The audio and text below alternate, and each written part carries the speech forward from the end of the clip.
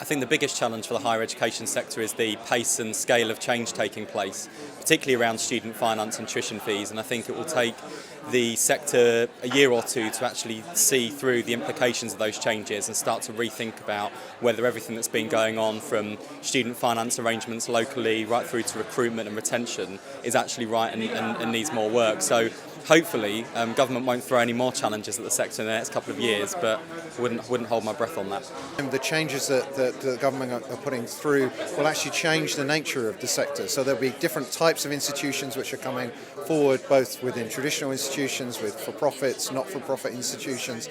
And actually the diversity of the sector will become much, much broader, but also will be much better understood. So actually how those institutions can respond, understanding who they are, what they're doing, and actually understand the students that they're trying to attract, what those students actually want from their programs, and actually how they can then reach out and find the students that they actually need to bring into those programs so that they get the best value for their fee that they're paying and get the kind of outcome that they want from their program. That, I think, is a huge challenge for the sector.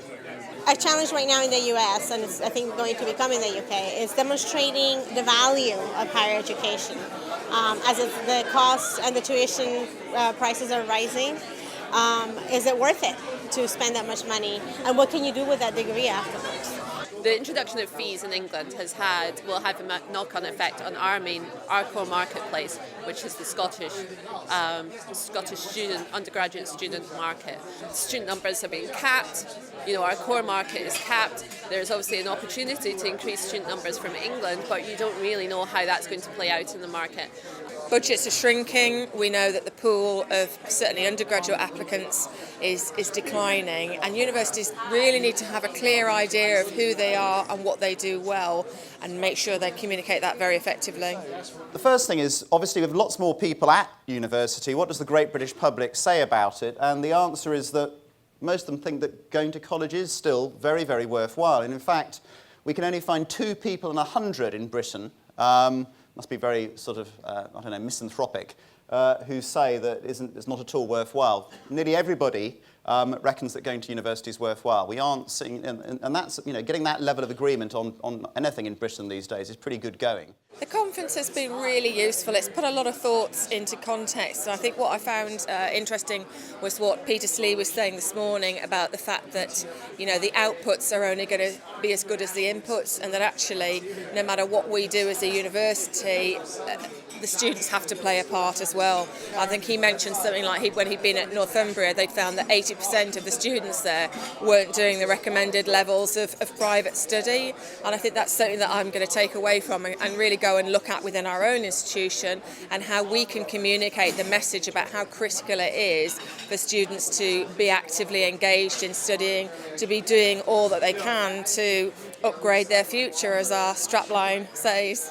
We heard some really interesting things this morning about the changing nature of the student marketplace, what students are looking for.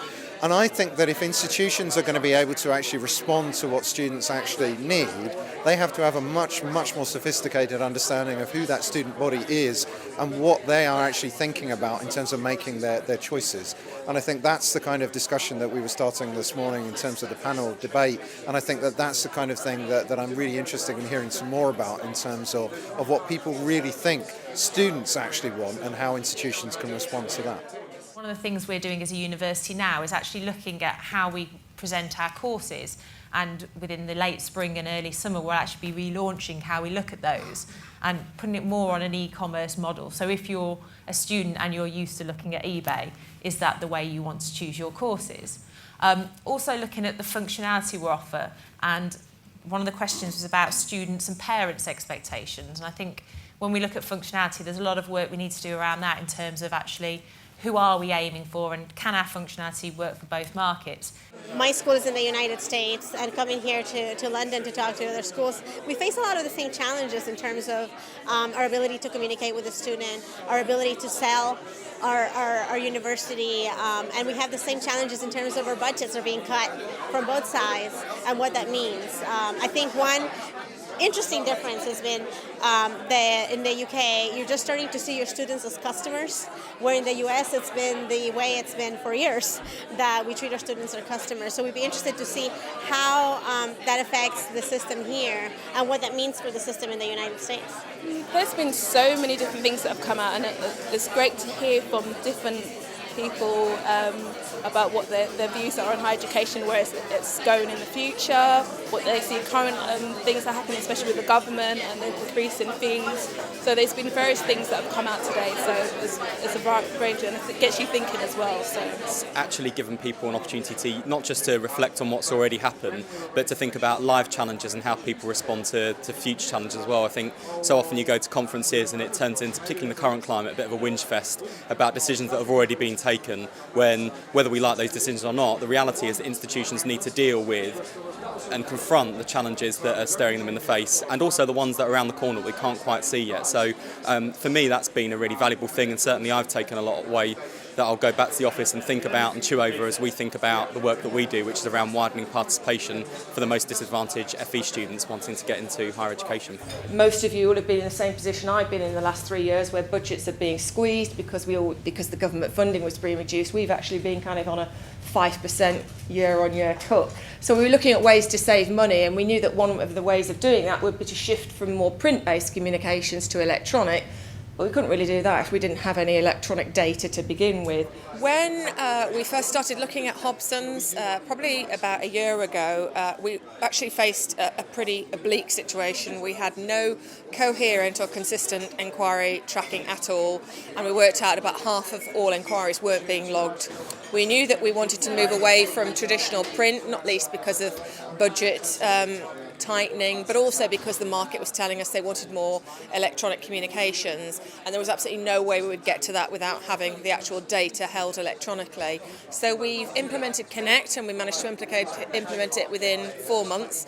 We've now moved to a system where we've gone from nothing to tracking all our inquiries and also uploading our applicant data into Connect as well, and we have a comprehensive communications plan, which includes sending out 19 subject-tailored newsletters, a range of ad hoc communications with things like tips on revision, reasons to choose Birmingham City University, and we've had really positive feedback. We did a survey a month into the implementation, and 75% said that they were highly likely to come to Birmingham City University after seeing some of the information they'd received, and again 3/4 said they found the information really useful. Well, we've been a Hobsons user for a long time. I think the major improvements that we saw was when we actually introduced the managed service in Connect. We started using the system a lot more, using the email system a lot more, started using the chat system, and that was a really good tool to help things move forward. At the moment, of course, the main thing that have been using is the introduction of AY. That's still coming to fruition, but I think that that will have be very important for the university. I think for us, through E&I admissions, the whole interview process has done a whole 360. They've had more people who they sent invites that actually turn up for interviews and actually attend. So from actually registering and booking to actually attending, it's actually gone up, and it's less paper for them. So they used to send up different sets of paper, and it wasn't, the information needs to get back, and some bits were controlled by schools as well. When that's all centralised through the admissions team, the whole interview process. So for that process, that's been wonderful for them. Other key areas that we're thinking about as we go through our strategy process: data reporting and services. We've heard a couple of comments about that, and we certainly want to build out those tools for your use as well. Additional service offerings, whether that's marketing services or professional services that we can offer for bespoke work, that kind of thing. The integration of our products, obviously, and continued geographic expansion. These are themes that we are working from that I think are important for you to understand about what we're thinking about 3 to 5 years down the road. This is going to drive that. I think over the next year there is going to be a real sense of shifting expectations on the part of students, particularly those that are paying higher fees. Will they be expecting a higher quality of service and standard of education compared to those people sitting in the same faculty building who are paying tuition fees a third of their price? I think that's a live concern and consideration. But I also think that increasingly attention is going to turn to the postgraduate and international student experience as well. I think we spent so much time talking about undergraduate fees and the undergraduate experience that postgraduates in particular have been overlooked. I think that's where government policy is going. I think institutions are already starting to have those discussions. So I think there will be a real shift in the emphasis of debate, and that's something for all institutions and sector thinkers and thought leaders to think about.